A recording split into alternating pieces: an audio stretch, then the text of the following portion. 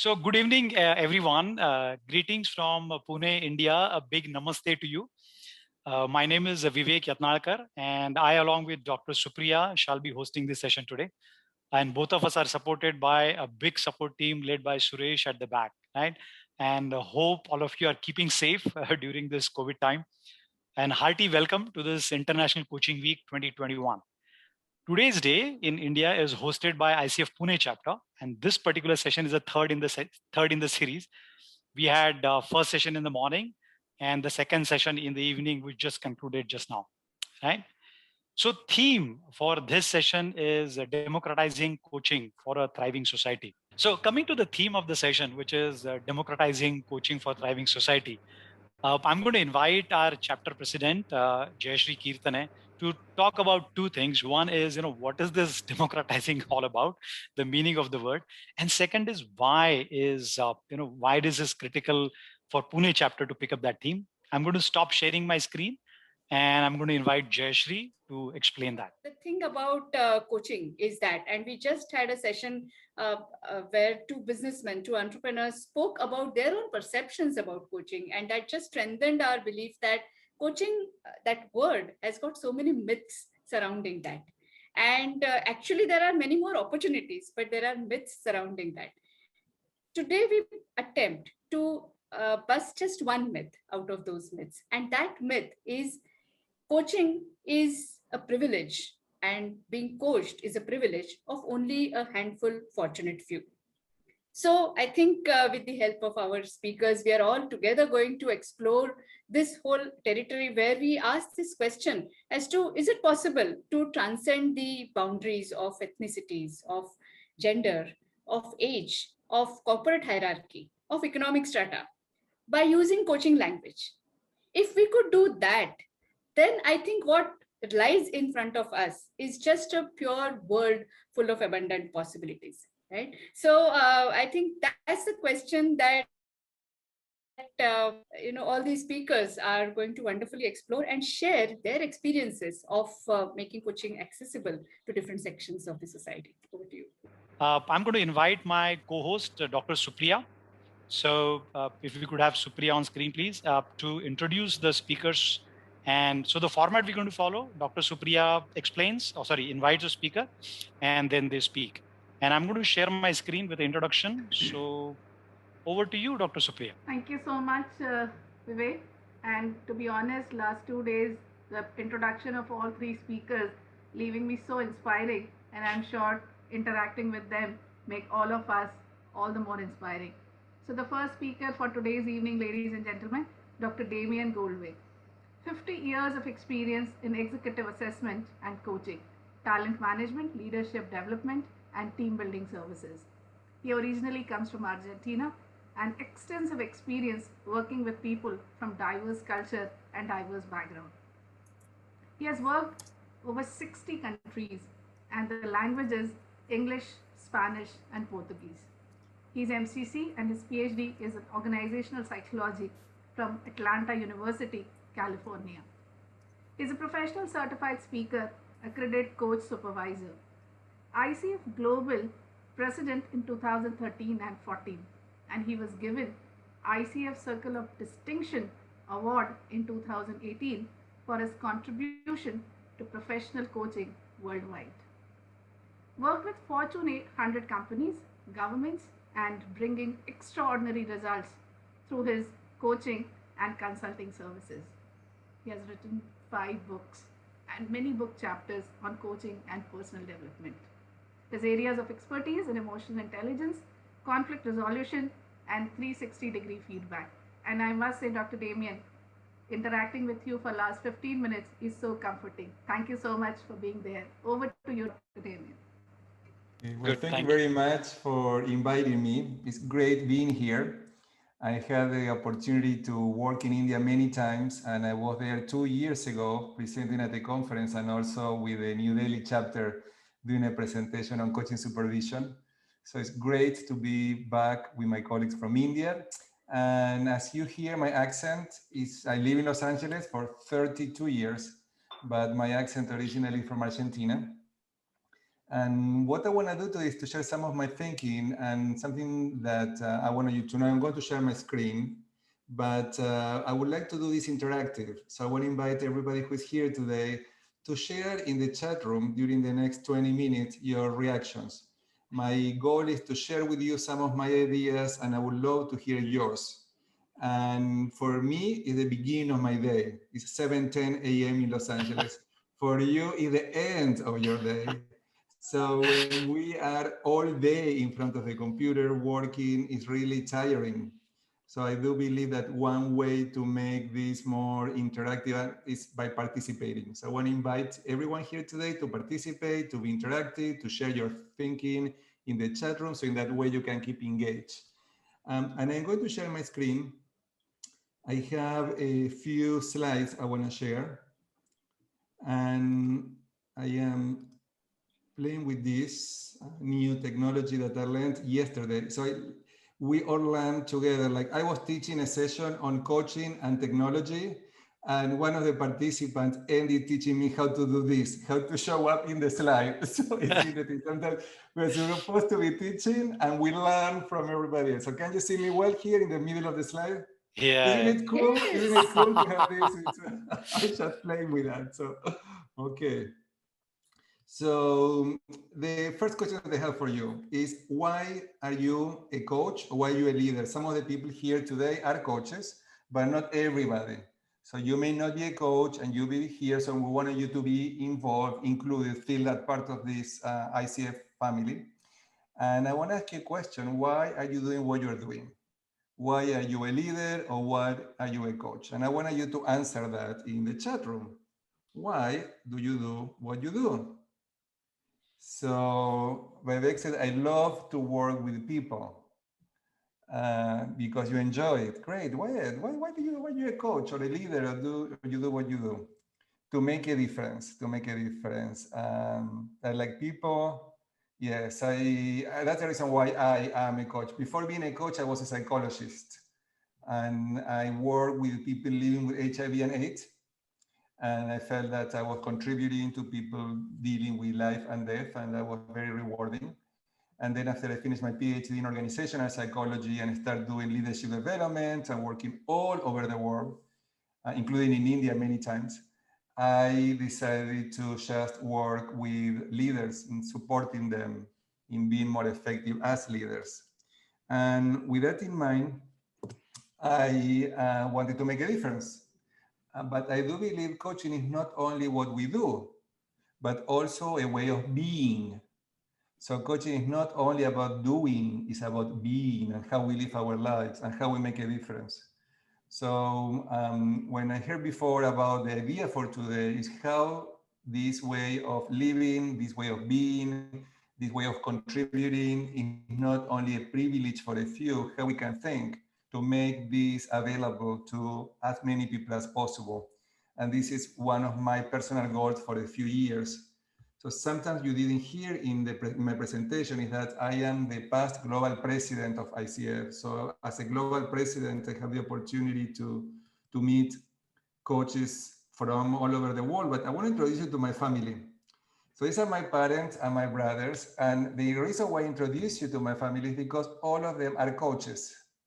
So one way of being is influencing people around you to live a quality life. So for me, coaching gives you skills to have quality in your relationships. So first, I introduced my brother, my oldest brother, the one who is taking the picture. And then together we convinced my mother. We went one by one. And then my mother went through coaching training with my sister-in-law. So they went together. And then we get my youngest brother. Finally, the most difficult one was my father. But let me share with you, it's so great to hear when your father said, in my perspective, and owning the perspective and not reality is like that. Because this is why we live our lives. We think reality is what we see. And coaching gives us and teaches us that reality is our interpretation of what is in there, is not what it is there. It's our meaning, it's our interpretation. So owning our interpretations and giving us the opportunity to choose what interpretation we have of what is going on is what helps us to be a different observer, looking at life from different perspectives, and as a result of that, have new possibilities. So my mother is also an MCC, and we wrote, I wrote 5 books, 3 books I wrote with her. So we collaborate and support, and I got my parents to work with me to go through supervision training.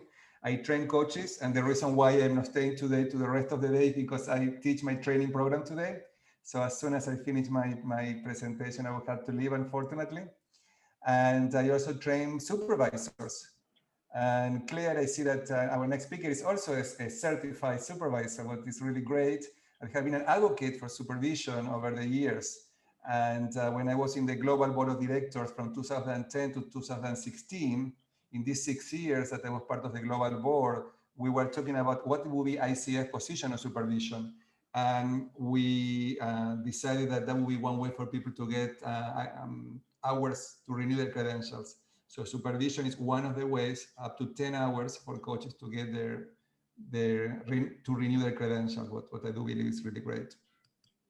So working worldwide, working with coaches all over the world, my experience is, and particularly training coaches, training mentor coaches, training coaching supervisors, in English, in Spanish, in Portuguese, is that many times coaches have challenges in building their practices.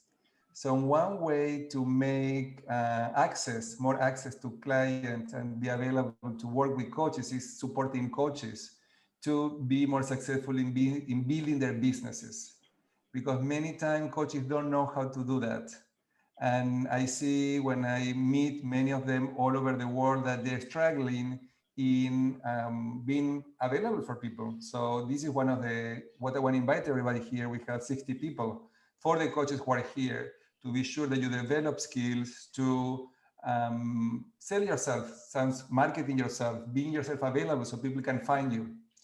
And I do believe that the coaching profession will strengthen. We will be even more effective when people can find us. So I think this is one of my concerns, how we can support coaches so they can make themselves available and people can find them.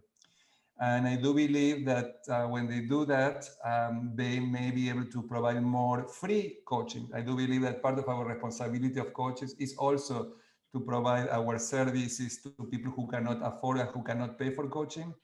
I do believe that this is one of the things that we as coaches can do, is to offer ourselves so people can work with us. And basically what I do is I work with people in Fortune 100 companies, big companies, but I also work in non-for-profit organizations locally in Los Angeles. In Los Angeles, I work with immigrants and people who may not be able to afford coaching. So we offer that sometimes some of these services for free. Or for paying some scale based on whatever they can pay. But also I'm looking always for opportunities, and this is what I want to present here as another way to do that is coaching schools can be a great place for coaches in training to provide free services. So what I do in my coaching trainings, in training coaches and supervisors, is to offer free training and free supervision to people that cannot afford that. And how I do that, I match my organization with other organizations. So for example, in Los Angeles, there is the Center for Nonprofit Management. And the Center for Nonprofit Management is an organization who helps organizations that are not-for-profit to be more effective. So I work with them, we develop together a coaching training. So we train people in the nonprofit sector, so they can go and then offer their services in a way that is accessible for people. We also, for the participants, they need to provide coaching as part of the program, and they do that for free. So if we have 20 people in the program, they need to work with 5 people each. At the beginning, we will have 100 people who receive coaching from this program. So I want to invite here people who are involved in coaching training and in coaching schools in India and all over the world. And I am seeing my colleague and friend Lynn from Canada, who is, I have not talked in a while, Lynn, but I know you were involved with Ericsson and also training coaches. So if you are involved in any way in coaching training, looking for opportunities for coaches in training to provide these also services as a way to get access to more people. So coaching training, supervision trainings are, I think, good places for that.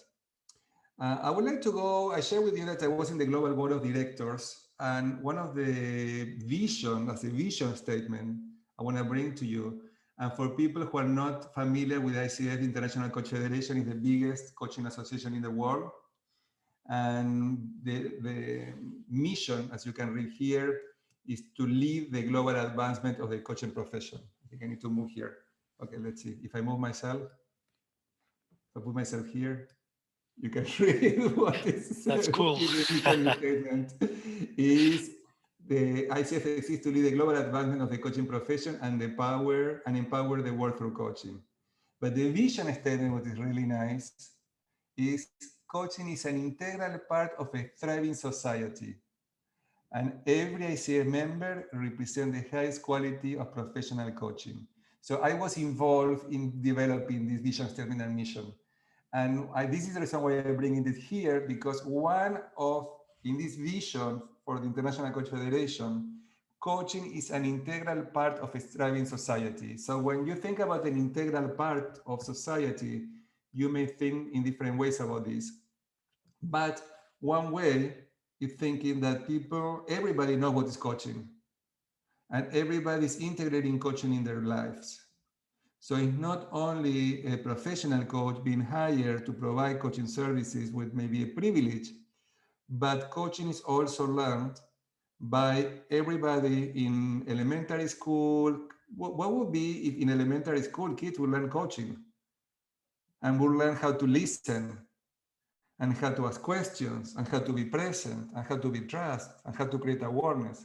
How the world would be if kids in high school would learn these skills and practice with each other and use these skills for the rest of their lives. Can you imagine a world where everybody is embracing the skills and living with the skills? So how we can contribute to that? And I do believe that we can do that by modeling it. So one way that I model that in a way of being is by bringing my family to, not all of them are working professionally as coaches, even though they went through coaching training, but at least getting the skills so them and everybody around them can benefit from that. So the ICF have a specific body, is the ICF Foundation, and the ICF Foundation provides free coaching in different activities and in different programs. So I want to bring this to everybody's awareness. If you know people who may need coaching and cannot afford coaching, they may be linked with the ICF Foundation. And the ICF Foundation have different programs, most of the time with ICF chapters locally, to provide free services. So that's a resource that I want to bring to everybody's attention to consider. And then, like in terms of coaching and the coaching profession, I have a question for you. And the question is, what is your responsibility to support coaching access worldwide? What you can do, like I think we all can do something about it. And if everybody is doing something about it, we can make this more possible for everybody. So I want to invite everybody here to write down in the chat room, what do you think that you can do? What is your responsibility to support access worldwide? What can you do? And I think that Vivek, you told me that at the end of the session today, you will have a space for that too. So you're going to be asking this question at the end. So I don't want to. We can do that now as well. And we will repeat and have more Q&A at the end. Okay, great. So I ask you the question, start thinking, because we're going to ask you the question again later. Okay, what is your responsibility? What we can all do to make a little difference one by one. Now, one of the new competencies for ICF, for people who are familiar with International Coach Federation, and the competencies, there are 8 competencies that each coach needs to demonstrate. Doesn't matter where they live. They can live in Argentina, in Los Angeles, India, Qatar, doesn't matter, Doha, where Clare is, that she's going to be talking in a few minutes. Doesn't matter where you live, every coach needs to demonstrate competencies, skills. And the new one last year was the coaching mindset. And the coaching mindset is a way to look at reality. It's how do we look at reality, how we understand the world, and how we are being as coaches. And one interesting point is that one of the key points of these new competencies, ongoing learning and developing as a coach. And I do believe that in this ongoing learning and development can be done through working with clients that we have never done before. So the invitation here, this is my contribution to you, is to consider what are the population, what are the kind of group that you can never ever work with, and how you can make accessible yourself so you work with populations and with communities that you have never ever worked before, as a way of keep learning and stretching yourself. So this is another place we can go. So this ongoing learning, not only by taking classes, the ongoing learning is also by being exposed to people we have never worked before. People, for example, from different age, different ethnicity, different cultures, like you may consider how that difference can be.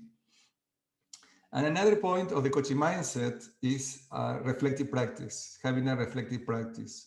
So one way of being and one way of thinking is about how we are doing our work and how we can keep learning and growing and developing. And even though in this model, ICF does not talk directly about supervision, reflective practice is supervision. So I want to also bring this to people's attention, supervision. And I know Claire, like me, we are both accredited supervisors by the EMCC, that's the credential ESIA. And I do believe that the coaching profession will grow by having every coach to work with a supervisor. So I want to take this opportunity when we think about democratizing coaching and having access to everybody, and that is not a privilege any longer, and every coach work with a supervisor.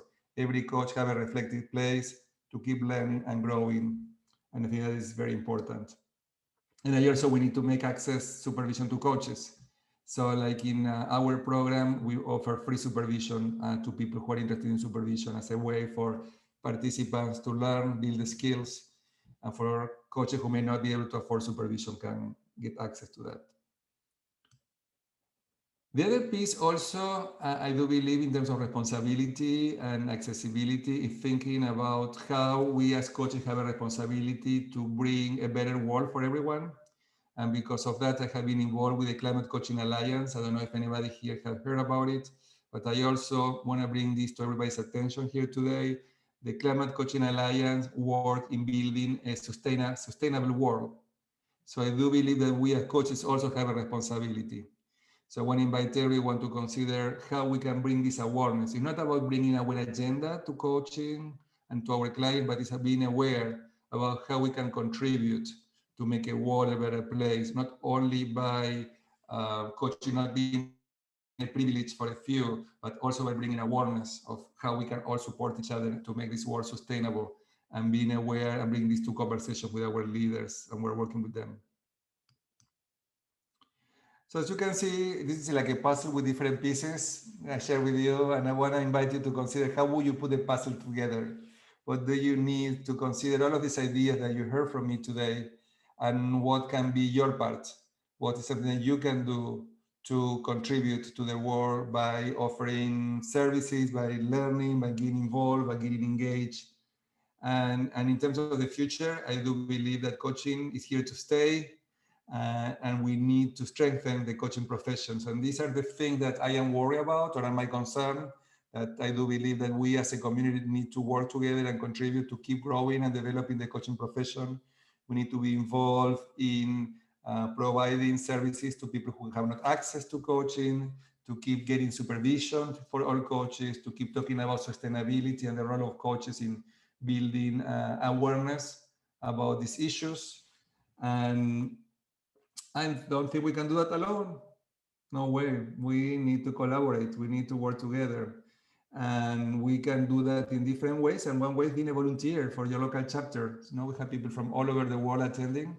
How you can contribute with your local chapter. Everybody who is here from the Pune chapter, they all work as volunteers. Nobody got paid here to do this.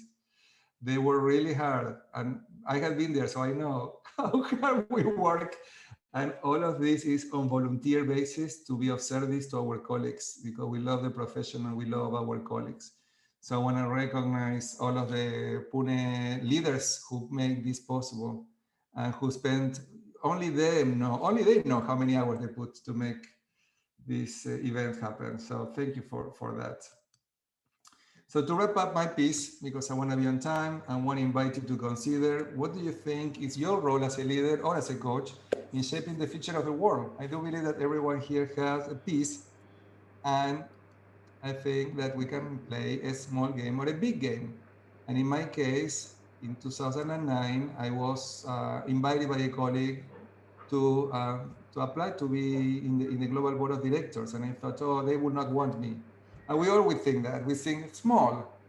And they say, why they would not want you? Well, because of this, because of that. And I ended up applying, and I was the first Latino, the first person from Latin America to be in the global board. And then when I was in the global board, one of the presidents at that time, Ed Models, people may know him if you have been with ICF for many years, he said, Damian, you should apply to be a president. And I said, no, thank you. Who wants that responsibility? It's a volunteer work again. It's like a full-time job as a volunteer, a lot of responsibility. Thank you very much. And he asked me, are you going to play a small game or a big game? You're going to be comfortable doing what you know? Do you want to stretch yourself? So I said, okay, I will play a big game. And I ended up being global president for 2 years. I was re-elected for a second year. So that's my invitation. And the question for you, are you playing small game or are you playing a big game? Are you playing what is comfortable, or are you challenging yourself to contribute? And with that, that's my question. This is my information. I'm going to post it now in the chat room.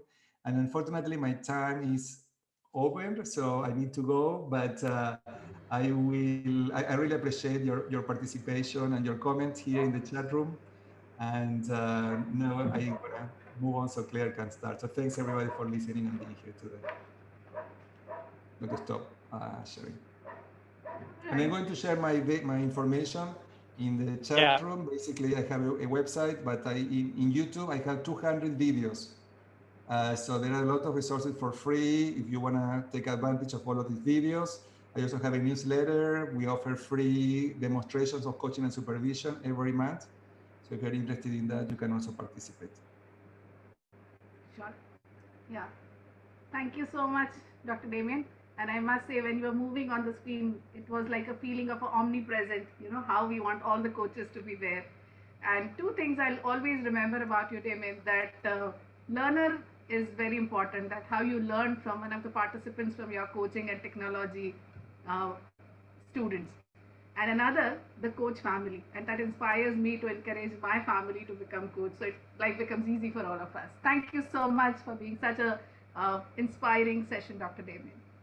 All right, so another privileged speaker for all of us is Dr. Clare Beckett-McInroy, and she is MCC, EMCC, Master Practitioner and Accredited Supervisor, Psychometrist, author, Agile Certified Coach, and she was past President and co-founder for Doha and Bahrain chapter. She's quite passionate about creating positive transformation with people and organizations. Clare has coached in 8 countries and 4 continents, and the clientele includes global billion-dollar family businesses, Fortune 100s, oil and gas, education, and insurance. I think no sector is left, Dr. Clare, from you. She's also founder of Beckett-McInroy Consultancy and the Coach Me coaching model and products by her. The TAP 360 Team Advanced Profile is translated over 25 languages, which talks about the reach of this profiling tool. ICF headquarters has drawn upon her experience as a subject matter expert in the area of team coaching. Thank you so much for sparing your time, Dr. Clare. Over to you. It's an absolute pleasure to be with you all, and thank you so much for the invitation, to present today. It's really interesting because, Damian, there's so much that you've said that resonates not only with what I'm going to say, but also, with my story into coaching as well. So So I'm going to start with a story. This is a story about importance, irony, and igniting potential. And it's also a story about compassion, curiosity, and courage. So when I was at school, I was the child who was always stood up last because I couldn't spell. There was a strange ritual where when you got one spelling right, you sat down, and who was always the one standing at the end. School for me, it was lonely. I had a script that said and kept repeating itself, you're not intelligent, you're not good at learning, you're absolutely despicable at languages, and also class time is very lonely because a lot of what happens doesn't make sense. And the funny thing is, I hear myself saying that right now, and it feels like I'm talking about someone else. So fast forward, when I left school, I left with really not a lot of qualifications at all and low grades. And I had to go to night school with adults to get the level that was needed in English at what's called GCSE, what you gain at the age of 16, to be able to move on with my education. Fast forward to when I was 18. With the hard work and amazing support of family, I then went into teacher training, which seems such irony.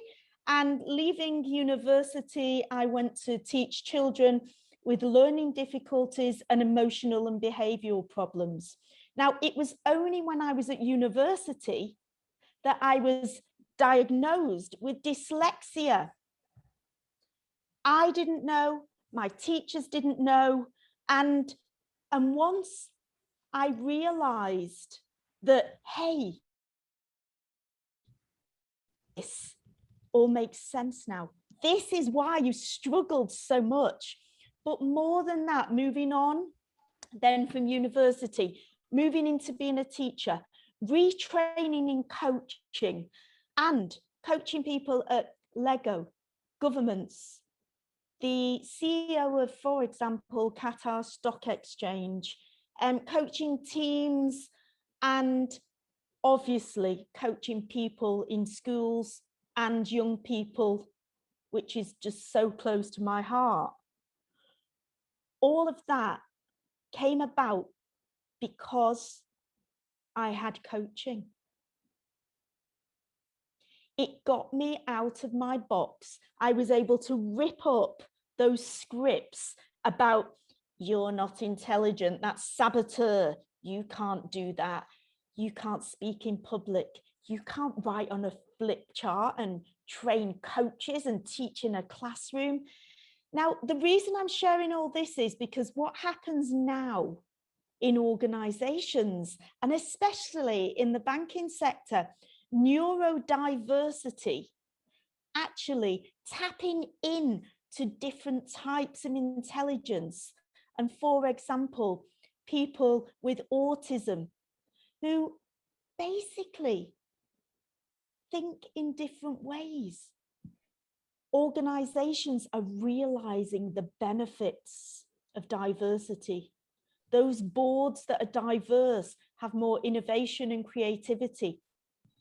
So coaching for me allowed me to connect with my strengths and also to be able to be with me.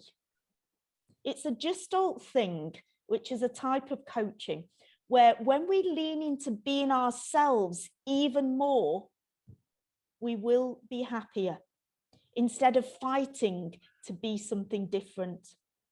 And so during my career in coaching, I've always tapped into doing things a little bit different, being creative, working with so many different people, different genders, different ages, different locations, different religions, living in the Middle East for over 22 years now, has enabled me to realize how really diverse different cultures are and what a privilege it is to coach people who are different to ourselves. Now, here's the thing. When coaching people different to ourselves, we have to self-manage sometimes. What that means is I may be at certain times shocked or surprised at what someone says. We as coaches need to be authentic. It helps us be present with those we're coaching. And yet, to self-manage is to lean in and get curious, as opposed to saying, oh my gosh, really? Because that type of thing tends to close people down, as opposed to them opening up. So what happens is, it was Nick Smith and Professor Peter Hawkins who talked about the API model: authority, presence, and impact. And it was during my supervision training at Henley Business School that I found out about this model. And it really shifted the way that I am. Damian talked about who we're being as coaches. And he also mentioned leadership. And I imagine Damian totally agrees with this. We are all leaders. We're leaders of ourselves, of our careers, of our families, communities, of the workplaces where we coexist with colleagues and co-create.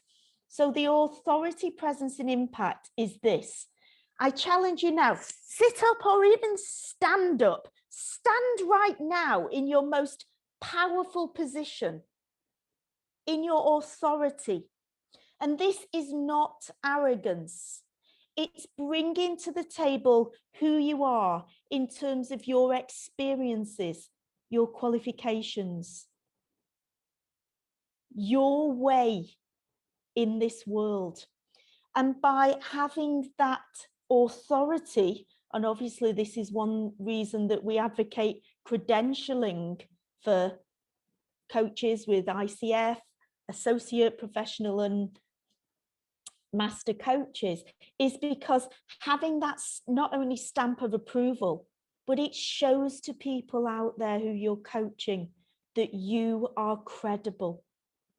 So that's the authority piece. And then the other thing is presence. So I invite you now to shift in your chair, shift your energy to being totally present with everyone in this call. Look across the screen. Smile at people. Connect. You may want to wave to someone. We know familiar faces in different locations, and what a fabulous world we're in where we can connect globally in this way. And presence when we're coaching people from different ages, genders, religions, identities, sexual orientation, disabilities, and so forth. Presence is about being with them where they are at and totally working to understand things from their perspective, what's going on in their shoes. And it's about also your presence, who you are being. Wide angle lens, open arms to learn from others. And what a fabulous job coaches have. I'm sure the other coaches on the call will totally agree. I get paid sometimes to learn from others. Every coaching session is a beautiful discovery about someone else's life, their team, their organization, and so forth. So authority and presence. The I in the API model is impact. So I challenge you now. What impact do you need to create as a coach or a leader in your systems, your family system, your work system, community system, and beyond? Who do you need to be to create that impact? So close to my heart, not only from my yucky experience of early education, but also from the privilege I've had to work in Saudi Arabia, Oman, Bahrain, Kuwait, Qatar, and obviously online, so many different locations. I become someone who really values diversity even more. So we talk about equity, treating people the way they wish to be treated, valuing and acknowledging difference, being with them, as I said, where they're at, diversity, noticing that 1 and 1 is not 2. This idea and this idea with generative thinking can create so much more. So with whether it's design thinking or business solutions in terms of strategy, the more diversity we tap into, the better creations we will get in terms of products and services, and also really trying to understand what people need in their lives. When you think about third world countries, the third sector, for example, and the ways together we can create solutions to make people's lives happier, more fulfilling. And this word, for so many, we can help make it easier. And that's massive. And then there's inclusion. And so one thing we've done with our coaching model, and I'll share the link in the chat, is to actually enable people from all over the globe, and we are work in progress. So we've got the coaching model in over 30 different languages. And there's some of the languages that are used in India as well. So I'll share that with you. And there's still languages we're working towards, work in progress, and Klingon is a work in progress. We're not quite there with that one yet.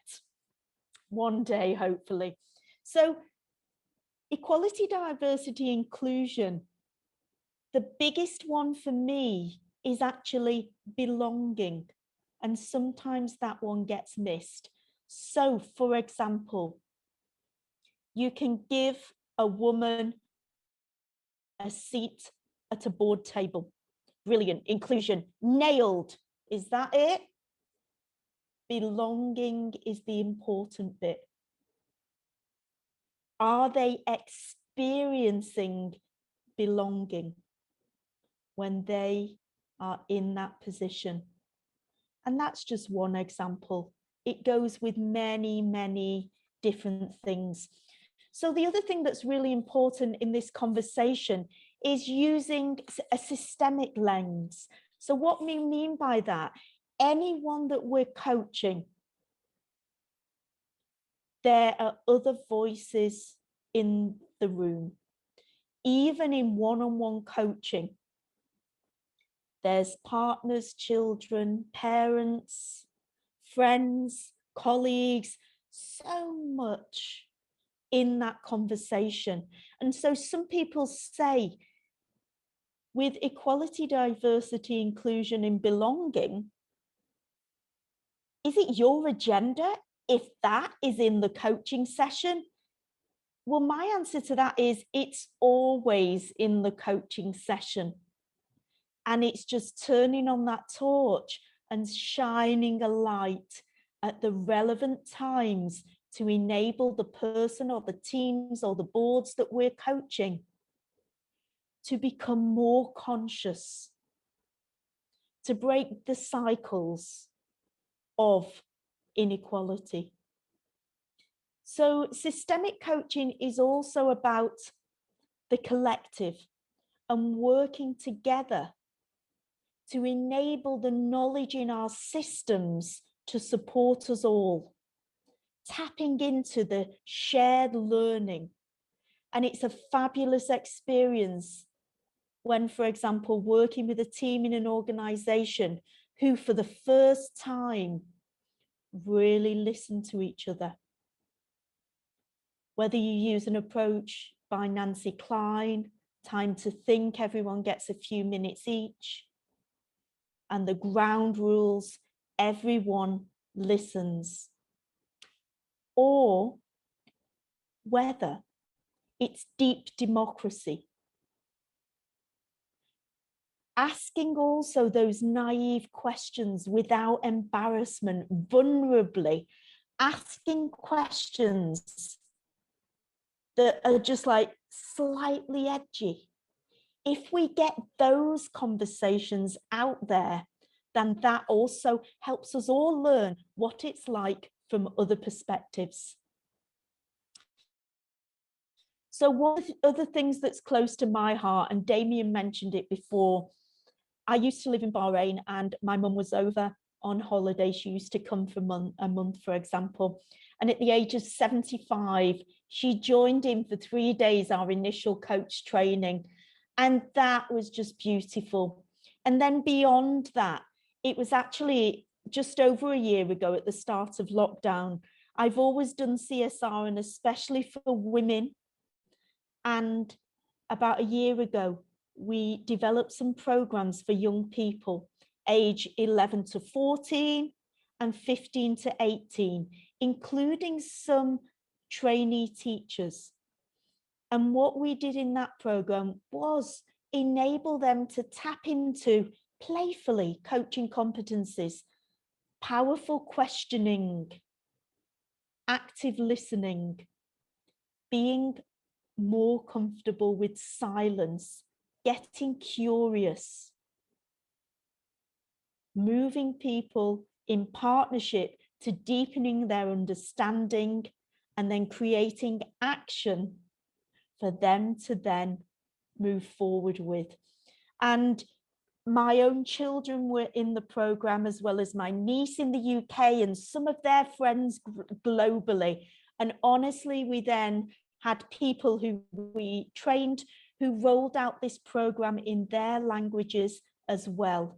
So this type of thing, I feel, just like Damian said, that ripple effect. Honestly, I think every trainee teacher, and you know I've been there myself and I've trained teachers, should have coaching competencies in their initial teacher training. And this isn't just for leaders, and it isn't just for the teachers. Socratic questioning is there in the fundamentals of coaching. Vyotsky's zone of proximal development, scaffolding the learning and enabling people to be at their edge. So no matter what age, even when senior leaders and government representatives experience coaching, they share a shift in the way they are being with the people around them. And these stories are beautiful. And these things change relationships with fathers and teenage sons, for example. It's things that have a positive transformational impact on our world. So just to close, have a think now about the positive transformational impact that you're creating in our world. What's one thing, and I challenge you to bravely write it in brief in the chat box. what's one thing that will turn up that notch even more in terms of the way you're being with equality, diversity, inclusion, and belonging? And with that reflection, I'll hand the floor back to the fabulous chapter, who are extremely organized. And thank you again for having me with you today. Sure. Thank you so much, Dr. Clare. And your story actually made us believe that we all have our struggles and there is a definite way out of it. Thank you so much. So now the third speaker, and a very different pleasure to introduce him because he's from our own Pune chapter, Dr. Mahesh Deshmukh. When I was reading his bio, it was very difficult to really concise, Dr. Deshmukh, your intro, because so much you have done. So to start with, 3,500 plus hours of executive and leadership coaching, 20 plus group coaching sessions, 50 C+ level and C- level coaching conversations. He has done his Ph.D. from IIT Mumbai in applied psychology. He is MCC, associate coach, Anagram coach and trainer. He has done mentor coach certification from USA and certified MBTI coach from Australia. Mahesh has the distinction of being cited in Marcus Who's Who in the World 23rd edition 2016 for his huge achievement in field of social sciences. Worked in IBM, Siemens, SHL and ECS to name few. He is a member of APA, American Psychological Association, Society for IO Psychology, EMCC, International Association of Positive Psychology to name few. The kind of programs he has designed and delivered: culture and management, appraisal feedback, competency-based interview skills, and conducted several daring way sessions for a range of audience. Happy to have you, Dr. Deshmukh. Over to you.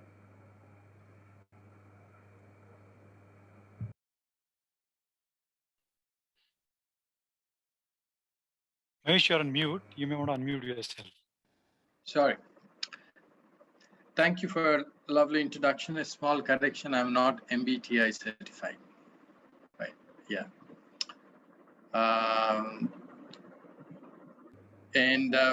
Let me begin by just exploring what the other speakers have, Damian and Clare, have really brought across and shared. One of the things that stayed with me was the notion of privilege that they've talked about. All of us, I do consider all of us are privileged.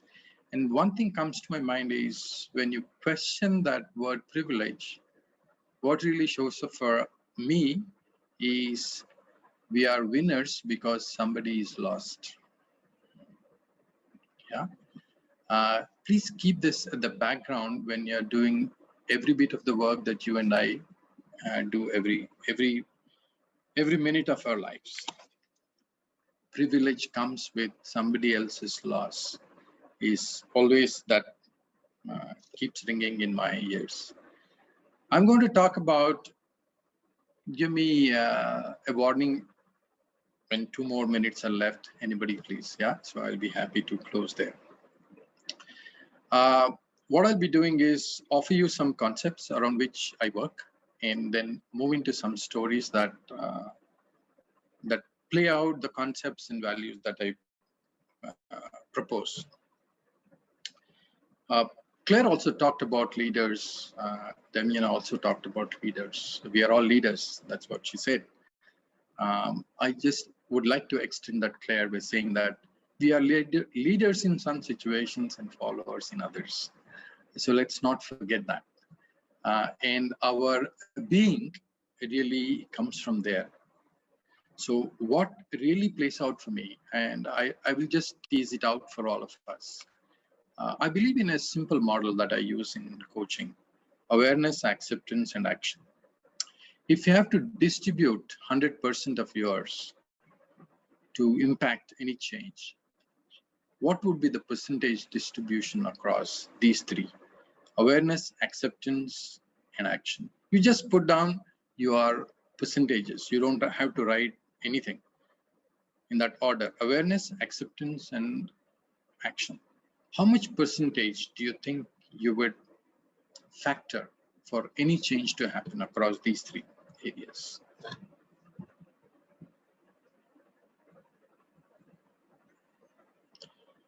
Quick. Yeah, 70, 20, 10. Lovely, Abhimanyu, I see that. And I'll share some interesting data from my own experience. 60, 20, 30, 60, 10. Yeah, Ravi says 60, 30, 10. 50, 30, 10, Aparna. Yeah, I'll get a few more, then I'll stop and move on. And I want to highlight something here. A couple of more, please. 50, 30, 20, Supriya. 30, 50, 20, Anuradha. Thank you. I'll stop here and move on. It's very interesting. In my experience with especially CXO coaching, I've observed that broadly, I mean, I haven't captured data in that fashion of a research data of a survey or any tool, is awareness 30%, action 1%. So the balance of 69%, yes, it's a huge thing that gets in the way of any change or action to happen. Yeah, most of us, all of us, step into awareness very quickly because this damn thing is very fast. And this, we have been spoiled by the education system that Claire was talking about. You know, who is the smartest kid on the block? Yeah, who can respond quickly. Yeah, and this, it comes only from here. So there is no time for letting that sink in the way Claire mentioned. So there's deep acceptance that needs to happen before any action can. Action is almost magical and automatic if there is an acceptance. That's one belief. And the second framework that I love to work with is distinction between meaning, purpose, and passion. So meaning is what I consider really deeply important, critical for me, what matters most for me. Purpose is goals around what is most important for me. Passion is really that I'm chasing. So meaning is being. That's what coaching is all about. Purpose is doing, it's goals, setting goals, going chasing after that. And passion is a different shade of that. But there is some danger about a passion. Tricky. I'll not get into the debate about that. Is when I say I'm passionate about something, I ignore the rest of the world. Yeah, it's tunnel vision. And I might miss out on several other things that are happening outside my domain of this tunnel. And what is more critical as individuals is that I might not do the work that others might want me to do, be it my spouse, my coworker, my boss, my nation, whoever it is, my organization. So these are some dangers. And I reflect on these three levels of existence and why it is important to have a purpose and meaning. And then I'll get on to something that is very critical that I experience in my own life as a coach. Meaning and purpose of the research has shown, again, yes, passionate is a misleading word. That's why I mentioned it here. We need to be extra careful about that, using that word passion. There is a big danger of slipping into that. Yeah. Meaning and purpose. When you have this, people have lived longer, simply lived longer. Whether you want to or not is a different story. Yeah. With the pandemic around, I may not want. And happiness is a byproduct of meaning and purpose. This is something, again, proven And all people with meaning and purpose, strong meaning and purpose, have a strong physiology, and hence they live longer. Hence they are more resilient because their cortisol can come down very quickly. The system, the ANS balance works very effectively for them. Those of you who are in biology or chemistry, biochemistry. Yeah. And the fourth element of meaning and purpose that I dearly follow, adore, practice is one of the important elements for coaching. It prompts openness. Yeah. And when this happens, this is helping me to open up to unfamiliar space. That's what coaching is all about. That's what certified supervisors would agree with me. What is supervision? You're helping a coach be comfortable with unfamiliar situations. Yeah, something that doesn't resonate with me. How much am I okay with that difference? Not just with similarities. And there are several things that I have been doing using these principles and frameworks. And what is this? What has this opened me up for as a coach, as a practitioner? I'll give you some stories around this. A couple of stories, not more. How much time do we have? I can pace myself accordingly. Yeah. 10 more minutes, Mahesh. 10 minutes, right? Thanks. That's too much. I don't need so much time. Yeah. First one is, those of you who are familiar with geography of Mumbai, I was ages ago, 6-7 years ago, traveling in a cab from Andheri to New Link Road to this big mall in Thane. I don't recall the name. And this guy, the taxi driver's name was Shankar. And he was constantly on the phone, and I was slightly irritated. So that's where my unfamiliar situation was. So I opened up, I said, can we stop for a minute? I asked him, of course, that's when I asked him his name. I said, Shankar, what's the problem? Is there something that's bothering you? Should I be doing something, or should I take another cab? What will be helpful in this moment? And he simply turned up and said, what do you mean? I said, is something bothering you? Is there something that I can do or we can do in this space, or chat for some time? He said, what can I chat with you? I said, I don't know.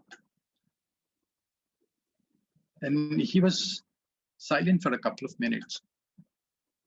Then he said, sir, why don't you come and sit in front? I was sitting behind. I said, I went there. Is it okay if we chat on the way? I said, as long as you're fine with it. And if you don't take the calls in between. He said, okay, I won't do that. And we started off. And he gave me a long story. Of course, all these names are changed. He gave me a long story of how his wife was having an affair with somebody else and how painful it was for him. So, he gave me a rundown for 10-12 minutes. By the time we crossed IIT, he said, now, what is the solution? Can you give me a solution? You said, what can I do for you? I said, no, I don't have a solution. Then he stopped abruptly. He said, then why did you ask me this question? I said, I was just curious about what is going on for you because I was worried for you. The moment I said I was worried for you, he started crying like a small child. And it took him 6-7 minutes to really calm down and get to, ground himself. He asked me one question, which really, I didn't know how to respond. And I asked the question again. He said, I don't think you can do anything for me. I said, yes, I don't have a solution for what you're experiencing. there are two things I can do. One, I can empathize with you. And two, I can ask you something if that's okay for you. He said, what? Have you ever shared the pain that you are experiencing with your spouse? Have you ever considered the impact that it is having on you? And what would happen if you have a conversation with her? He said, I don't think that is possible. I said, as I told you, I don't have a solution, but I can ask you questions. I can invite you to explore something that possibly you have not explored. He said, I don't know. He talked to me. He called me up in 2 weeks' time. He said, thank you so much. And he broke down on the phone. I said, what happened? He said, things have sorted out. She assumed, these are the assumptions Claire was also talking about. She assumed that I didn't love her because I spent so much time doing my job. I'm on the job, I'm on the cab, 12 hours, 15 hours. So what was the impact? He said, no. She gave up everything, and we have now moved to our native place, and I'm very happily taken up to farming, and it's a beautiful experience. Thank you so much. And it's been 6 years. He still calls me every other month. Yeah, and this is a great deep sense of gratitude I have for this person for offering to listen to me more than anything else. Yeah, this is the first story. Then I have an organizational story where a CHRO was going through coaching through me. And he found it so useful. He extended, as Claire was saying, to other populations. He said, look, I'm struggling with my wife and my daughter. Would you like to work with them? But they can't be paid by the company. I said, don't worry. So that was the pro bono part of my work. So again, it's a phenomenal relationship because the child is a teenager. This happened during the pandemic last year. And she really bonded 100 times better with her parents. She's able to share what is going on for her. She was on medication by a psychiatrist, and she's off that now for the last 1 year or so. Yeah, almost 1 year. Last April was when I was working with her. And there is more beauty and joy. One of the things I forgot to mention, what matters most for me is something I picked up. Is I asked for a life of beauty, love, peace, joy, and awe. What can excite me? When I'm looking for this, when I'm looking for beauty, when I'm looking for joy, when I'm looking for peace, and I'm looking whether I can offer this to others also. That's what matters to me most. And that's why meaning is so important for us as coaches, not just for us, for any individual, but more so for people in the helping profession. So meaning and purpose is really critical to define who we are as coaches. That's the second story. I didn't want to spend a lot of time on the CHRO case because we will have many cases of that kind, many stories. The third one I'd like to share about is a school, Claire, that I worked with in Hyderabad. And I was working, they didn't have a lot of money. It was a Jesuit school, and the sister who was heading the school, I believe they are trained on Enneagram. So she was very curious about Enneagram. And she said, would you do something? She knew that I was trained in Enneagram. Why didn't you do something for us? So we curated a program talking about Enneagram and then moving into the space of coaching. How would you deal with your children, with your students, and connect? The whole theme was around how do you connect deeply with them? for which you have to connect deeply with yourself first. And that was the whole exercise. And I had a teacher who was retired, 72 years old. She was sitting in a corner on the chair during the tea break on the last day. This is the 3-day face-to-face program. I wish I could do more of that. And I said, ma'am, can I bring you some tea or coffee? She said, because she couldn't stand up quickly, she said, why don't you sit down? Let me have a chat with you. And it chokes me even now speaking about it. She said, Bacha, this child in Hindi.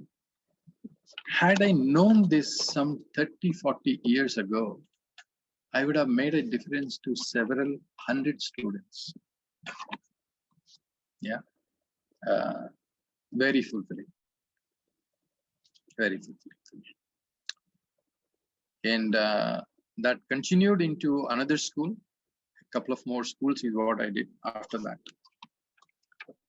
And the last one, how do I reach out to people who want to really fine-tune their skills, coaching, practice? Last year, I initiated a program called Coffee with a Coach. Many of you on the chapter would know about it, where I was inviting people who are not coaches, who just wanted to know what coaching was all about, and the coaches to come together and practice. There's nothing else. And I also did pro bono mentoring on the way for those coaches who are wanting to get credentialed or fine-tune their skills. That's something I continue to do. It was on a break. It will start again next month. So these are some of the things that can be done, which is a possibility. And I've also worked with an aggregator NGO to train. We started off, we planned for 100 NGO owners to be trained in coaching. We managed to complete only 25 because they wanted it to happen over a 6-month period. So, but that's also, again, I don't get paid for that. It's just, I get paid for my travel and my stay, that's taken care of. But that's, again, fulfilling. I don't know how many people you can touch by touching people who are, who I think are the nodes. Yeah.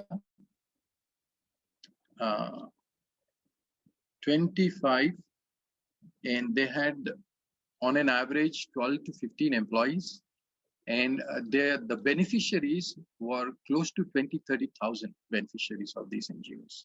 Yeah, again, a deep sense of gratitude for this aggregator to allow me to do this. It could have been anybody else, but I had an opportunity to jump in and do that for them. Yeah. So this brings me to the end. And what I really believe, Claire was talking about belonging, and I'm a Daring Way certified facilitator. So I'd like to quote Brenny here. She talks about wholehearted living, which is living and loving with the whole heart when there are no guarantees. Yeah. And she says, wholehearted living is very hard. Very hard, mind you. But not fully living our lives is much more harder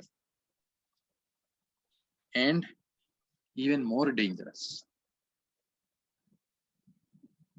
So it's all about this invitation to live wholeheartedly with meaning and purpose so that we can offer our privilege to those who helped us have this privilege in the first place. Thank you so much. Good, good. Thank you. Thank you so much, Mahesh. Awesome. Great. Thank you, all three speakers. It was nice to listen to you. I'm just making notes, and suddenly, there's a silence on the chat room. I think Claire and Mahesh, I think we were all glued to your stories. Coming back to the audience, while we were designing this session, we were wondering, we wanted to give a space to audience. We wanted to listen to you as well. And we had a lot of debates, should we do a breakout room? Should we do a chat? So, I think we inclined more towards listening to speakers since they're coming from different parts of the world. What we're going to do for next 5 to 7 minutes, there are two things going to happen parallelly. In the beginning, you would have heard Jayashree talking about her idea of democratization. We also said making coaching accessible, breaking the barriers of age, ethnicity, hierarchy, and all. Plus, we also heard 3 speakers giving different 3 dimensions. So what we want to do now is we want to give you some reflection time for you. And I know it's a very short reflection time, but do take 30 seconds, 45 seconds, think on it in your own individual capacity.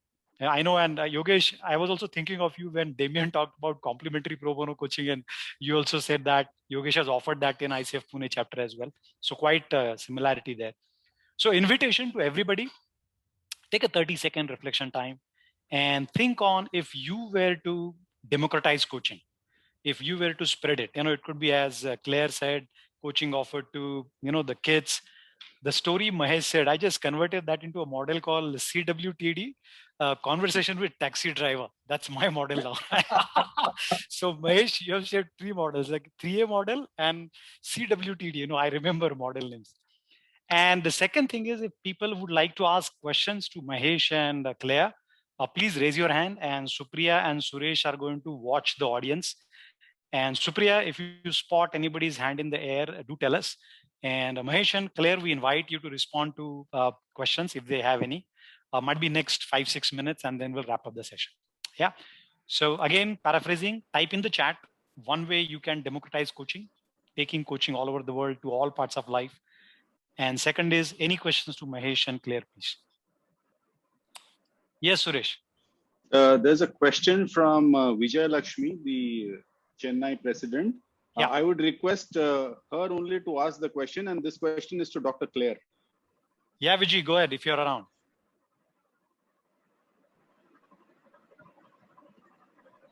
Suresh, you can read if Vijay is not okay. around. Okay. The question she asked is, what is deep democracy? Could you please elaborate that? Sure. So there's democracy where we try superficially to treat everyone equal. If we talk instead of equality, if we talk about equity, we're actually acknowledging and supporting people's differences. And deep democracy is really consciously tapping into that. So where organizations have in their policies and procedures, even from hiring all the way to conversations when people move on from the organization, acceptance of what people are saying, whether it's one person or the masses, that's the type of thing that really supports deep democracy. Thank you. Suresh, if I may ask a question, I know I need your permission. Please. I think this question is to Mahesh and Yogesh, who's on in the audience as well. I, as a new coach around the corner and as a professional, I always had an apprehension about offering things pro bono. Thought comes to my mind, how would people think about it? I have also heard people, you should charge slightly above the market so that people think you're offering quality material. So can you enlighten saying, what's your tuning when you offer a pro bono thing? Saying, oh, it's pro bono. So Mahesh and then Yogesh might be. Mahesh, you want to unmute yourself, please? Yes. Yeah. Go ahead, please. My difficulty is I don't keep track of competition. Okay. So, yeah. So I don't know what is happening around.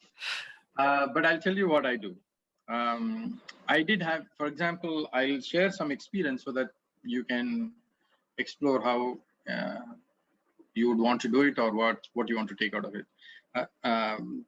During last lockdown, there's somebody from California who called in. It was a phone call, and I was surprised. I didn't take it in the first instance. And then he kept calling me. I sent a message saying that, who is this? I really don't have your number, so would you please tell me why you're calling? He said, I got your reference for coaching, and I would like to speak to you on that. Then I connected through Zoom and checked with him.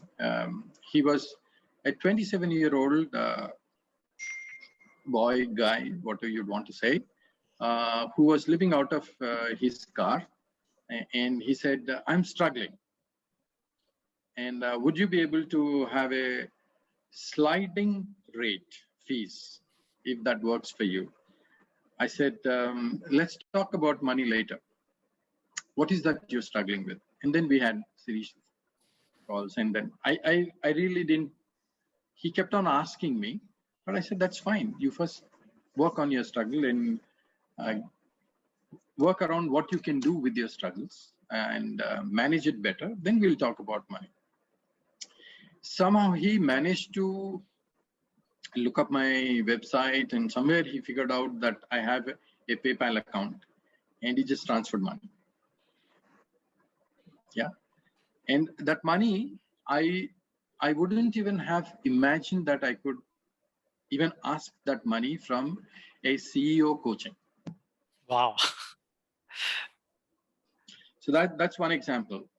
And of course, when you're charging people, I do say I have a band, of course, within which to work. And when I negotiate, when I work with organizations, of course, these days, I do it slightly differently, Vivek, for you. When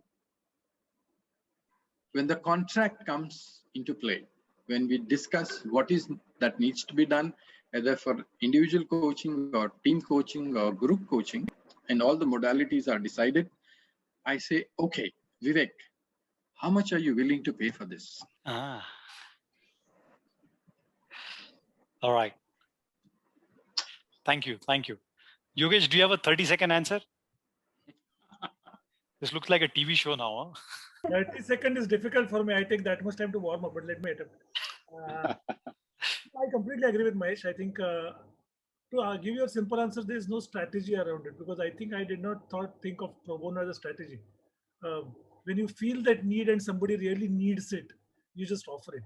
You know, that's as simple as that. And I have a, you know, on a professional basis, when I charge per leader. I never charge per session, so that my client is never, you know, worried about if she or he has to use more sessions. That's one. And I don't discuss my rate at all. I mean, it's not arrogance, but it's just a respect to my clients who pay me without asking. So it's just unfair to them if I take any lesser money than them, and that's simple as that. Okay. Thank you. Just go by heart. No, I just want to maintain the boundary of democratization, not the business development session. Yeah. So before I hand over to Supriya for a vote of thanks, and I just attempted to draw a picture, how would the world look like, right? Based on what three speakers have said.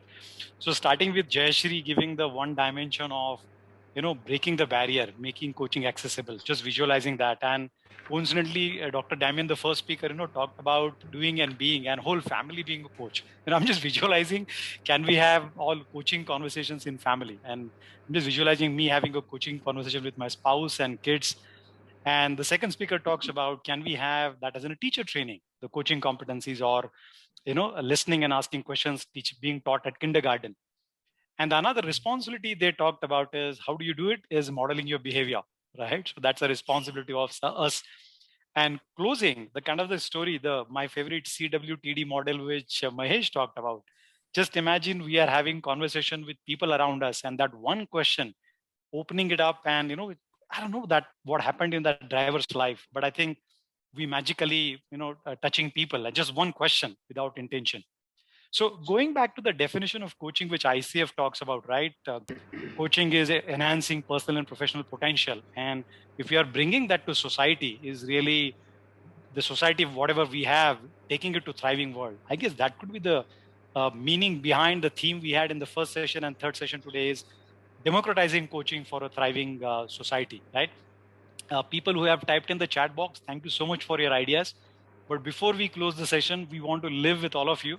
I think 44 people are still on the call here. I think coaches or leaders, but leaders in all aspects. One possibility we want to leave you with is, if we start doing just one thing out of whatever the speakers have said or Jayashree shared in the beginning, just see what the possibility we are talking about, just touching one life at a time, right? And so wish you all the best and thank you for joining. Before we say bye-bye, Supriya, over to you. And please remember, before a vote of thanks, we do have that bonus session of 20 minutes. If you have time, stay back. There are awesome coaches from all over the world. If you just want to say hi, hello to them, that's the extra bonus 20 minutes, which we will do after the official closure of the session. Yep. Dr. Supriya, over to you. Sure. Thank you so much. And before I start my vote of thanks, I stand correct for Mahesh's introduction that it was MBIT and not MBTI. So probably it was the assumption on my part. We all take that. I regret that. All right. So I think such a good feeling to say thanks, because this is the third session and we are pausing this session on such a high note. Relentless efforts of so many. And so first and foremost, the heartfelt thanks to all the speakers, and holding virtual audience for so long is commendable. And that's talk about the engagement you have created for all of us. So thank you so much. And second bigger thanks I should say for the audience, because no event is successful in the history without such a disciplined audience and also yet participating. So thank you so much for being there. And third one, for all of us, relentlessly working for this one session, 3 sessions, or the one big event for all of us. What many spotlight discussions, breakout rooms, and so many discussions we all had. Thank you so much for all of us to put this grand show for our chapter, ICF Pune, and other chapters from the country to support us in this. As rightly mentioned by Vivek, let's all work together to make this world a better and fairer place for all of us to utilize our potential to the fullest.